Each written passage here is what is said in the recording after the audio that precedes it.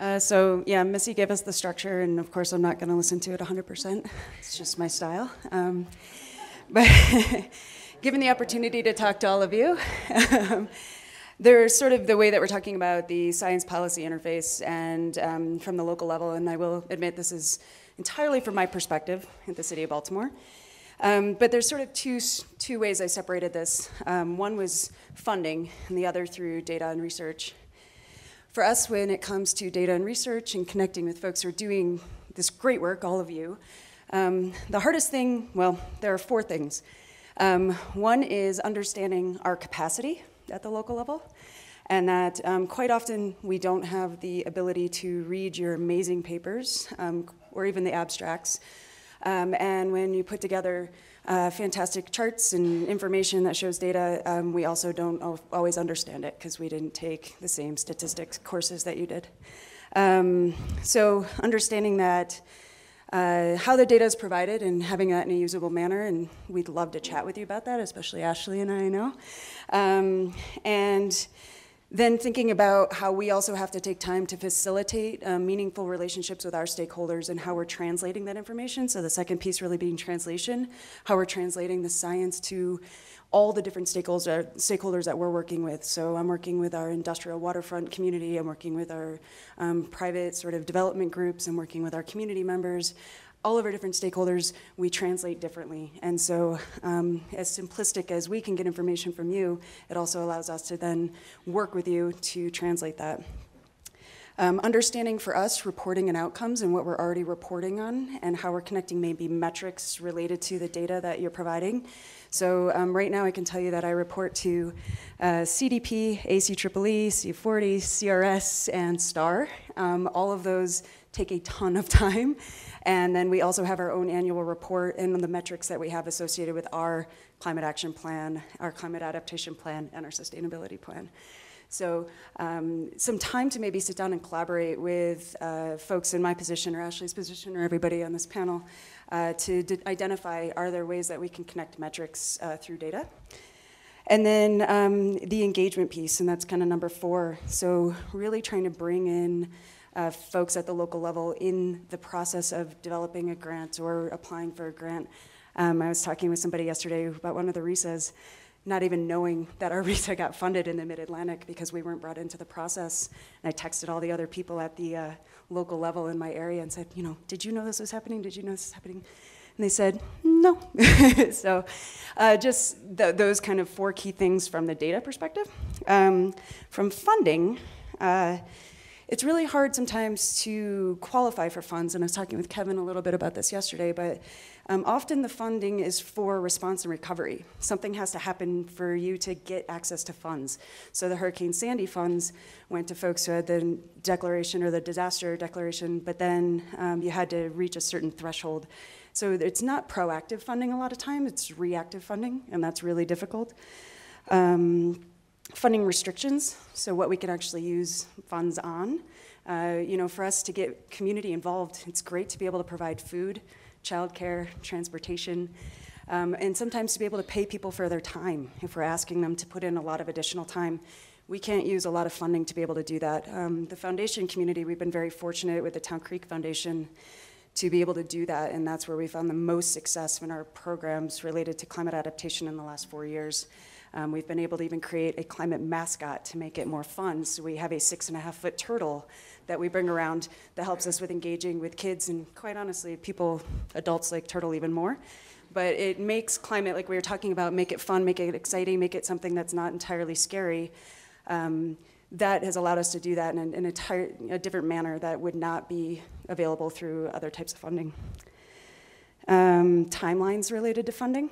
So often they're 1-year grants, and for us to even get started on the process where we're getting all the right stakeholders in the room, doing thorough community engagement, actually be able to get the process started, and then with our own time constraints, multiple years of funding really is much more helpful because it helps us facilitate the process, get the right people involved, get them committed to helping with implementation, and then moving forward together. And then this is where my example is going to come in. The last one is sort of funding restrictions, and the example I'm going to give is a FEMA grant. I don't think there's anybody from FEMA here, so hopefully I won't offend anybody, but I work a lot with FEMA as a floodplain manager and trying to get access to pre-disaster mitigation funds. In that, though, you have to go through the state, and you have to have your state hazard mitigation planner be the one who actually applies for that grant. You're contending, or you're in competition then from a small pot of money with everybody else in the region. And who knows who or who's actually provided funds to somebody's political campaign plays a huge role in where those funds actually go. So we were just up against Prince George's, no, it's actually Howard County, where they had 2 multi-million-dollar houses on the edge of a cliffside that was eroding away. The homeowners didn't want to leave, and so they were applying for the same pre-disaster mitigation funds that we were to remove a building in the Mill Valley that, if it collapses, will impact our light rail, our bridges, I-83, which is the major freeway that comes into the city, and also thousands of people who live south of that mill. And because there's a little disagreement with the Republican governor and the Democratic mayor in our area, and also that we didn't have the same political pull, the money actually went to those million-dollar houses instead of protecting people in Baltimore. And that continues to happen to us every year. That's an example of something, and I hate to be negative, but when we're looking for funds and we're trying to do things proactively, right now I can tell you if we get a big rain, it's potential that a lot of people will die in that area. So that's something that is concerning to me. It weighs on me, and it's a way for funds, and just thinking about funding, that's a huge issue and barrier for us. As far as reflections, I think there was a lot of really wonderful things said, and I appreciate all the fabulous presentations yesterday. I have to say I 100% agree with participatory science and the idea of involving all levels and all people all the time. I really appreciated Anne's presentation yesterday on what they did with groups and actually bringing them out and having them be part of the actual process. That is something that we think has led to fantastic planning and also moving forward on implementation around climate adaptation in Baltimore.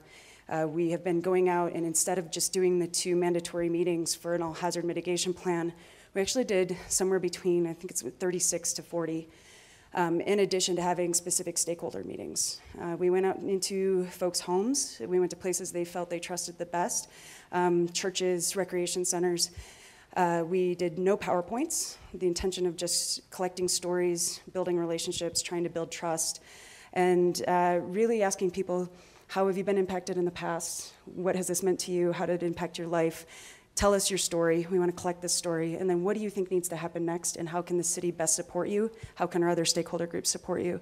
And trying to bring them into every single part of that process. We're trying to use equity as a lens for everything we're doing, not just around climate change, but also around sustainability. And so when I say that as well, it's mean representing the socioeconomic makeup of our city in our internal planning committees, in our outreach committees, and in all the work that we're doing around community outreach. So Baltimore is 65% African American, means that in my internal committees, make sure that we have 65% African American represented, that we're also looking at low income, that we're also looking at people who are in food deserts or certain areas. So really trying to prioritize that in all phases of our outreach and our planning and our implementation. Some of the things I disagree with from yesterday, I'm not going to go into a lot of them, but there's one that I think would be great, and that is in understanding participatory science and this idea that we want to bring people in at all levels.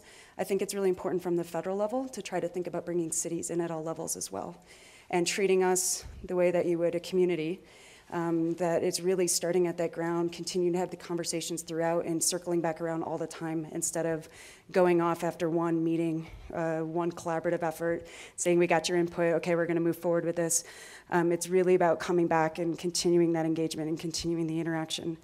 So the way that we're trying to promote this great participatory science and great sort of integration with community members, I would say let's try to do that with communities too from the higher levels. Since you're a floodplain manager as well, or certified floodplain manager, you mentioned FEMA and how political it is. I saw an article about the flooding in Louisiana and how a whole bunch of, a big percent, I can't remember, was outside the floodplain. And then in, I think it was Indiana or Illinois, 90% of recent flooding was outside the floodplain. And I understand that it's very, studying the floodplain seems to be very political as opposed to based on science. What are your thoughts about that in terms of how it might impact Baltimore?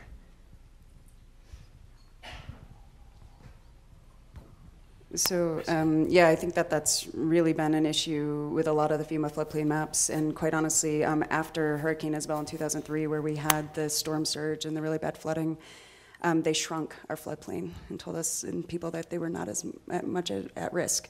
When we went through our risk and vulnerability assessment in 2011, we identified that actually way more people are at risk than the FEMA floodplain maps represented. And so one of the biggest things we've done moving forward is to actually change for us where we regulate to. This was super controversial. If anybody wants to do a case study on it, it's really intense. But we now regulate to the extent of the 500-year floodplain citywide. And we also created something called the flood resilience area along the coastal area to regulate the height, which is higher of the stillwater elevation at the 500-year or the 100-year, so whatever base flood elevation is higher. We also adopted a 2-foot freeboard and a 3-foot freeboard for critical facilities, with the understanding that we went back to FEMA multiple times and we said we disagree. We worked with the U.S. Army Corps of Engineers. We said, this doesn't reflect what we're seeing. We don't understand the science. Can you tell us? And they weren't able to. And so that's why we decided then to take it from a regulatory standpoint and create our code that would help with the higher regulatory standards, which has helped us with the CRS program immensely, but also was super controversial and created a lot of problems with our development community. Community rating system, it's part of the National Flood Insurance Program. It's a voluntary program, sort of like the LEAD of flood insurance. You get points for certain actions that you take proactively to alert people to their flood risk, to have information out there, to go out and do site visits, and also to have better stormwater management practices. It connects a lot with emergency management, public works, and what happens in the floodplain management office. It does, yeah. So you can lower people's insurance by 5% for each class that you move up. We're one of the, I think, largest cities that came in at a class 5, which is kind of unheard of because it's not built for urban areas. It's really built for rural communities that can buy up a lot of property and hold it in perpetuity.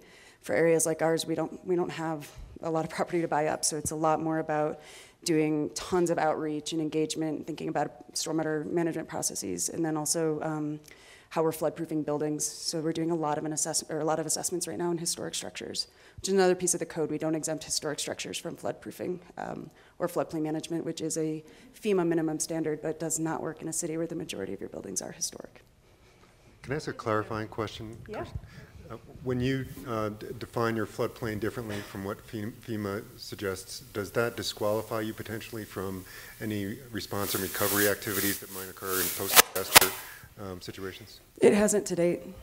We've actually been able to work pretty well with the state emergency management, so MEMA, and they were involved in the process. So on our advisory committee for our climate action plan, our hazard mitigation plan, we brought in our FEMA Region 3 representative, and we also brought in our state emergency management group and our Department of the Environment so that everybody knew what we were doing and they all approved that change ahead of time. And then I've been working with FEMA Region 3 in the office to make sure that they looked at our code. They reviewed our code multiple times before we made those changes with the understanding that they approved it. We had them sign off on it, so it wouldn't impact any way that they interacted with us after a disaster.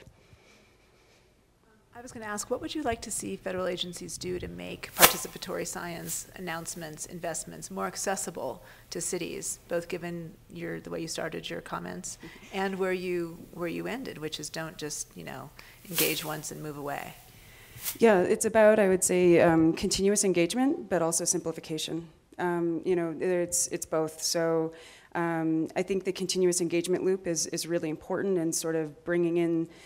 It would be great if, a fantastic program like what Kevin's running, they actually went out and said, we're going to hold a meeting in this region, send representatives, whether it's directors or folks who are actually applying for the grants, come, let's talk about it, let us work through this process with you, instead of saying, here's a great online resource for you to access whenever you can find it. And quite honestly, and Ashley, correct me if I'm wrong, but most of us can't even get through all of our emails to know if there is going to be a funding opportunity.